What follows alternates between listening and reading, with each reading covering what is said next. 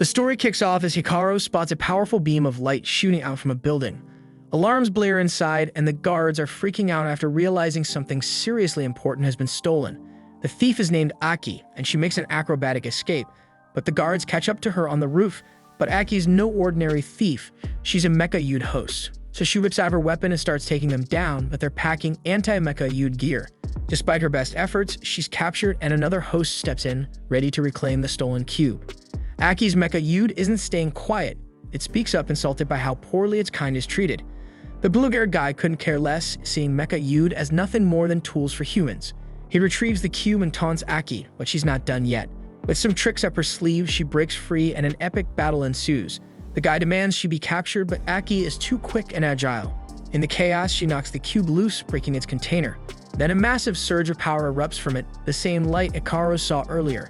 As the energy flares, Hikaru feels something strange, like a voice calling out for help. The next day, Hikaru heads to school, still shaken by what he saw.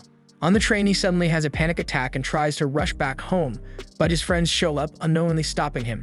Nearby, Eki is getting scolded for all the chaos she caused. She's told the cube is still somewhere nearby, and she promises not to mess up again. Later, we see Hikaru telling his friends about the strange voice he heard and the bright light from the night before. He explains that after getting a closer look, the building exploded. He even recorded it on his phone, but for some reason, the video shows nothing. Hikaru also mentions seeing something bright fall nearby, but that's not in the footage either. His friends don't believe a word of it, dismissing his story as some weird dream. They mock him for believing in ghosts. But then, out of nowhere, Hikaru hears the voice again, and he's left in shock. Hikaru charges toward the mysterious voice, only to be stopped by some badass cop who warns him he's nearing a restricted area. The cop tells him to go home, but then just leaves him there like it's no big deal. Ignoring the warning, Hikaru hears the voice again, crying out for help. Something inside him snaps, and he dashes into the restricted zone, desperately searching for the source. His frantic search leads him to a glowing cube, the voice coming from within it, asking for help again. Hikaru is now shocked but curious, so he ends up touching the cube anyway. The cube suddenly shoots straight up into the sky, and now Hikaru is in a state of extreme panic when he sees it come back down. But before it touches him, it unleashes a massive burst of power. The light is blinding, so intense that even Aki, wherever she is, notices it. Hikaru, however, has bigger problems. A giant arm suddenly sprouts out of his back, and the arm is celebrating its freedom. Even weirder, Hikaru can't feel the arm at all. Then, while he's still trying to figure out where the voice is coming from, the arm casually reveals itself. It thanks Hikaru for saving it and asks for his name, but Hikaru, understandably losing his mind, has no idea what's going on, but the arm tries to be polite and introduces itself first, only to realize it's forgotten its own name. Hikaru, in full panic mode, tries to shake it off, but the arm is stuck to his hoodie like some clingy pet. Then, before Hikaru can even process this madness, a drone shows up and declares that its target has been found. Hikaru, thinking it's just some delivery drone, ignores it in his attempt to ditch the arm. But surprisingly, this is not an Amazon package, it's a weapon of mass destruction. And now Hikaru has to run for his life. As he runs, Hikaru yells at the arm to leave him the hell alone and go hang out with its drone buddy. But the arm insists that Hikaru is his only friend now. In the chaos, Hikaru trips, and the arm accidentally yanks his pants off. Pantsless and panicking, Hikaru still manages to use the arm to fend off the drone and stop it from slicing him in half. The arm points out with perfect timing that now is really not the time for laughing. Then, to make matters worse, several more Terminator-style drones appear. So the arm, trying to keep Hikaru calm, tells him not to worry because they just need to work together to escape. Elsewhere, a group gets word that the trigger arm has been located. One guy's pumped to have it back, but the rest of them are losing their minds, furious that it's made contact with some random human. They're not sure of who the kid is, but they figure he's just some civilian. The president of the group leaves the whole mess to the angry white rooster of a guy, who immediately orders a perimeter around the area, and his top priority is to capture the trigger arm, and he doesn't give a damn what happens to the kid. Meanwhile, Hikaru manages to hide for a moment, and the arm compliments him on being a pretty fast runner. Hikaru, still freaked out, demands to know what the arm even is, but it has no clue, not even its own name. The only thing it's sure of is that Hikaru is a stand-up guy. The arm goes on to explain that without something called arbitrium, it can't move freely. So Hikaru is confused, wondering what this arbitrium thing is, but the arm's all over the place and just asks for Hikaru's name. Hikaru is still not interested in chit-chat, walks off, pointing out that the arm seems to work just fine for escaping on its own. The arm concernedly warns that they might still be in danger, worried about Hikaru's safety. But Hikaru's not having it. He blames the arm for all the trouble and says he'd be safer if he got far away from it. The further Hikaru gets, the more the arm starts to weaken, practically begging him not to leave it behind. Hikaru hesitates and rushes back to help, but the arm recovers just as quickly, so Hikaru tries to leave again. This back and forth goes on a few times, and it becomes painfully obvious that Hikaru has to stick close or the arm will lose its energy completely. Realizing he's got no other choice, Hikaru reluctantly throws his hoodie back on with the arm still attached. Just then, the drones show up again, but this time, Hikaru snaps and demands that the arm do something useful. The arm doesn't hesitate, it grabs Hikaru and drags him off. Meanwhile, the blue-haired guy up top figures the drones are enough to handle this civilian, as he has to focus on Aki, who's lurking nearby. Aki is down below, but surprisingly she's so terrible with directions, so the voice in her ear is trying to guide her, telling her to go the other way, but instead of taking the long way around. Aki's arms contemplate smashing through the building, but she decides to squeeze through an opening instead.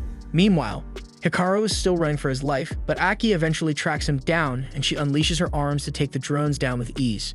Aki calls Hikaru's arm Alma and threatens it, warning that if it moves, she'll end it right there. Aki's arms remind her she's supposed to read some script to put her targets at ease, but they're rudely interrupted by the blue-haired guy, who's itching for revenge after last night's events. He ends up bickering with Aki's arms of all things. Alma then points out a way for Hikaru to escape, and since Aki can't chase them with her arms out, Hikaru takes the chance. The drones of course keep coming after him, and Aki's anger skyrockets.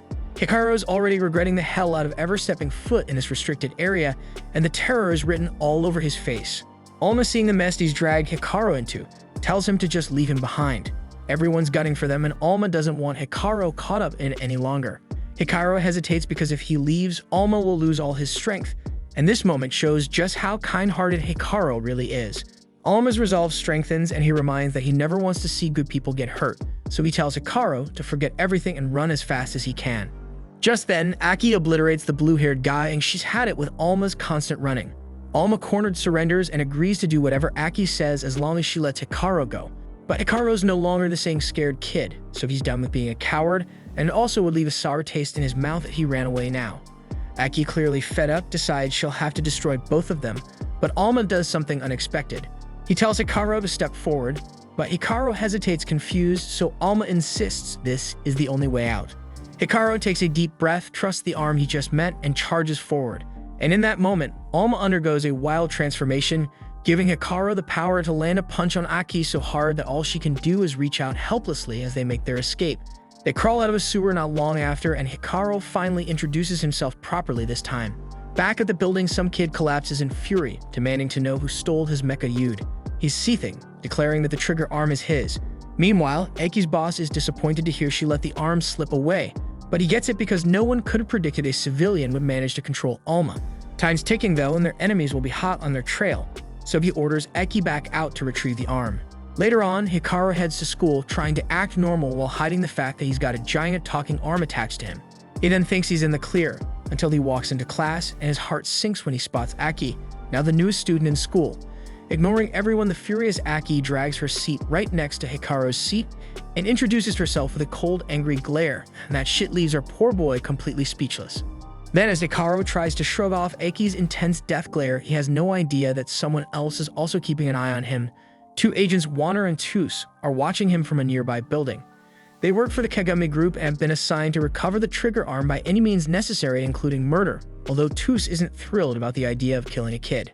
Later after class, Hikaru sneaks into the bathroom, hoping to escape Aki. He never imagined she'd actually follow him to school, but today it doesn't seem like she's looking for a fight. Hikaru figures she's trying to avoid making a scene on school grounds. Regardless, Alma thinks this is their chance to talk things out. Yesterday's chaos left them no choice but to fight Aki, but thinking back, she did seem somewhat friendly at first, though Hikaru remembers it a bit differently, and his missing favorite pants a proof of that shit day.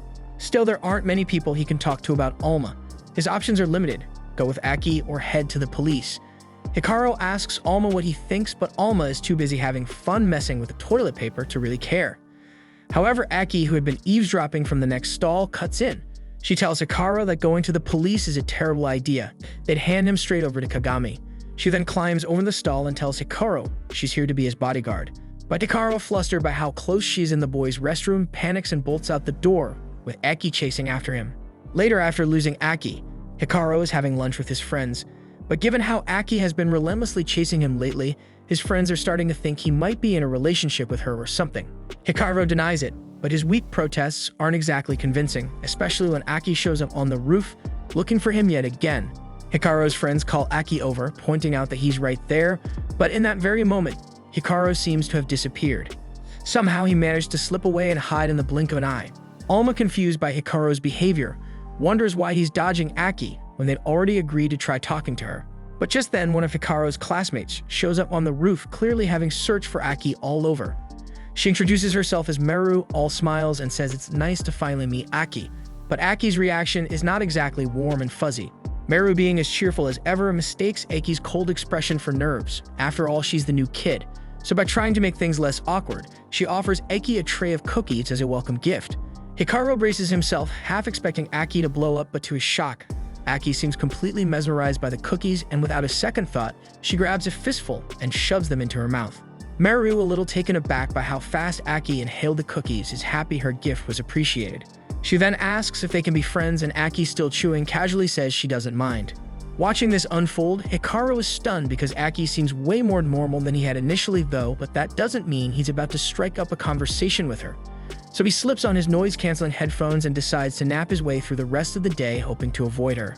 Meanwhile, as Aki continues devouring the cookies, Meru starts asking about her relationship with Hikaru. That's when Aki suddenly remembers she was supposed to be looking for him this whole time. Wanting to be helpful, Meru comes up with a plan to get Aki alone with Hikaru. Later that day, while Hikaru is trying to make a quiet exit from school, Meru appears out of nowhere and hands him a handwritten letter from Aki. Hikaru already knows where this is headed, and as he predicted, Aki wants to meet him. Meru, fully convinced she's playing matchmaker, drags Hikaru to an abandoned part of the school, refusing to let him leave because she's certain Aki is about to confess her love. Frustrated and out of options, Hikaru steps into the classroom where Aki is waiting and immediately starts yelling at her for getting Meru involved in this whole mess. Aki, completely unbothered, denies everything, explaining that this was all Meru's idea. Still, Hikaru points out that she's been following him around all day and demands to know what her deal is.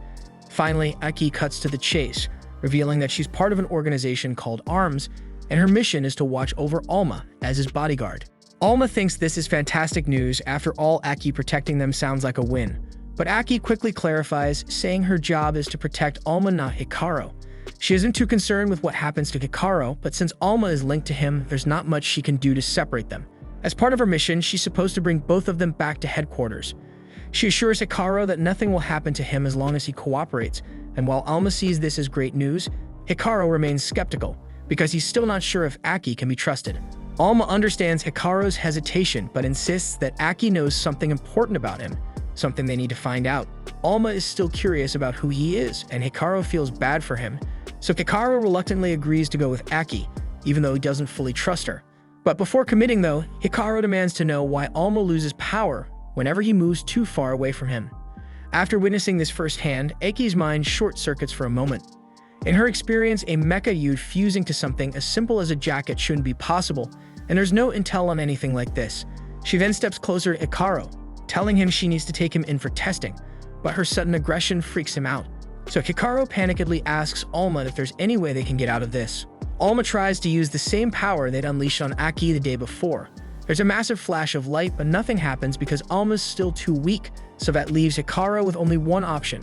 He grabs Alma and bolts. Running as fast as he can, Hikaru heads for the front door. But just as he's about to escape, Meru steps in his way, blocking the exit, and she tells him he should finish talking to Aki before she lets him leave. Meanwhile, outside the building, Tus and Wana are keeping a close watch on the entrance. But since there's a schoolgirl standing outside, they can't make a move without blowing their cover. Inside, Hikaru frantically searches for another way out, but all the other exits have been boarded up, so with no options left, it looks like his only choice is to head up. Meanwhile, Aki is desperately trying to track him down. Dex, her right arm, chimes in, saying she should head down the right hall, while Sinus, her left arm, argues she should go left. But surprisingly, Aki ignores both of them and goes rogue, literally. She smashes through the floor, crashing directly on top of Hikaru. Now there's no escape for Hikaru, but Aki can't wrap her head around why Hikaru's running when he literally spared her life just yesterday. Hikaru then tries to explain by saying that he could never kill anyone, but Aki's not hearing it anymore. She's convinced he's up to something shady, using Alma as part of his scheme. Alma tries to defend him, claiming Hikaru's not the bad guy here. But Aki's too far gone in her suspicions, so Alma tries to use his powers to protect Hikaru, but when Alma's powers fail to activate again, Aki takes it as undeniable proof. Hikaru isn't bonded with Alma, so her mind's made up that Hikaru's gotta go, and she's ready to end it all to protect Alma. But of course, this is when Meru bursts in, drawn by all the noise. And wouldn't you know it, she catches a glimpse of the scene and immediately jumps to the wrong conclusion. Thinking she's interrupting a private moment, so she awkwardly turns around and leaves without a word. And as soon as she's gone, Aki moves in to finish the job. But Hikaru's already vanished, forcing her to start the hunt all over again. Once Aki's out of sight, Hikaru quietly gets to his feet and tries to slip out through the front door. But he's stopped by Warner, who's now wearing one of those Kagami group uniforms, instantly putting Hikaru on high alert. Warner casually says he needs Hikaru's help, but seriously, after the Kagami group nearly killed him with drones, Hikaru's in no mood to offer any favors. Warner then offers a half-hearted apology, claiming the drones were a mistake, but he's really only sorry they didn't finish the job. And without warning, he blasts Hikaru with the sonic cannon. It doesn't physically harm him, but Hikaru drops to his knees, overwhelmed by dizziness. Warner then kicks the door open to give Tus a clear shot, but like an idiot, he's blocking her view. But by the time he steps aside, Alma has already dragged Hikaru out of range. Even though Hikaru is still reeling, the danger's far from over, so he scrambles back inside, desperate to escape the nightmare. Tus is pissed at Warner for screwing up her shot, so she decides to stop wasting time and starts blasting through the walls, hoping to nail Hikaru. Hikaru is freaking out, sure that she's going to kill him, but Alma has something else on his mind. Even though Warner's using a Mecha-Ude, Alma can't sense any consciousness from it, which is seriously weird. Right then, Warner hits Hikaru with another sonic wave, and Hikaru crashes at the end of the hallway, but just as Tus takes her shot, Aki swoops in, saving his life at the last second. Not backing down, Warner fires off another sonic wave, so Aki tries to block it, but just like Hikaru, she gets dizzy and drops to the ground. Warner is loving every minute of this because he lives for making people suffer. But Aki not going down that easy, so she pushes herself back up, determined to protect Alma, and she begs Hikaru to run while he still can. Hikaru hesitates, not wanting to leave Aki to fight alone, but she begs him to go because they can't let the Kagami group get their hands on Alma. Hikaru finally listens, dashing away while Aki keeps Warner busy. But of course, Warner's not done. He pulls out a new weapon, and Aki has no idea how to handle it. Meanwhile, as Hikaru races up the stairs, he grows increasingly frustrated with everyone coming after him. Then Alma stops him and says they shouldn't leave Aki behind after all. But Hikaru reminds him that Aki told him to run to protect Alma, but Alma's not feeling it. He doesn't want to abandon her, so he leaps off Hikaru's back and punches a hole through the wall for Hikaru to escape. But when Alma tries to go back to help Aki himself, he quickly loses power because he can't move too far from Hikaru. Realizing Alma can't do anything without him, Hikaru agrees to return and help, but they need a solid plan before facing Warner and his deadly sonic cannon. Meanwhile, Warner manages to defeat Aki by using shackles that suppress the consciousness of Mecha-Ude, rendering her helpless. He then drags her to the rooftop where Tus is supposed to snipe her. But to Warner's surprise, Tus shows up in person, frustrated with how long he's taking to finish the job. She then takes one look at Aki and mocks her for being so pathetic, barely able to contain her disdain. Sure, Tus would love to kill her, but she has orders to bring Aki back alive. She then tells Warner to get back inside and find Hikaru, but that won't take long because Hikaru's already coming up the staircase right toward them. Then as soon as Hikaru spots Warner, he throws a punch, but let's be real, he's no fighter and Warner easily dodges it. Hikaru may not have fists of fury, but at least he knows Warner's attacks won't work on him. Warner decides to blast him anyway, but Hikaru's got noise-canceling earpieces in, making him immune to the sonic wave. His goal was just to buy enough time for Aki to get back in the game, but when he glances at her, he realizes she's been captured, and that throws a wrench in his plan, so by thinking fast, Hikaru comes up with a new one. He then throws Alma at Aki, hoping to get those shackles off her Mecha-Ude. But of course, Alma starts losing power the second he's too far from Hikaru. So now Hikaru has to sprint closer, and somehow Tus, who's supposed to be a sniper, completely misses her shot. Alma and Hikaru manage to free Aki, and the moment she's back on her feet, she grabs Tus, using her as a human shield to charge straight at Warner. Warner hesitates because he doesn't want to blast Tus, but she orders him to fire for the sake of the mission. He follows through, but all he manages to do is knock Tus out cold, so Aki wastes no time and delivers a knockout blow to Warner as well. The building is on the verge of collapse after all the damage their fight caused, and just before it crumbles, Tus regains consciousness and flies away, leaving Warner to get buried in the rubble along with the others. Then we see that Aki and Hikaru make it out in one piece, but before they can catch their breath, Aki's boss from ARMS shows up, and he is not happy with the mess she made to complete the mission. They then haul Hikaru back to their headquarters, and when Hikaru finally wakes up, he's introduced to the leader of the ARMS group, Alges, and his Mecha-Ude fist. Algis explains that they're in a war against the Kagami group, whose goal is to enslave all Mecha-Ude and control them. Alma doesn't remember much about them, but Fist reveals he's actually Alma's brother, and they need his help to win this war. Alma immediately agrees to help and convinces Hikaru to join as well, but Aki and Algis cut in, telling Hikaru that they only need Alma for this fight, so technically he doesn't have to stick around at all. That's it for this video, guys. If you like this new series, leave a like for the next episode, and subscribe for more anime content. Thanks for watching. Bye-bye.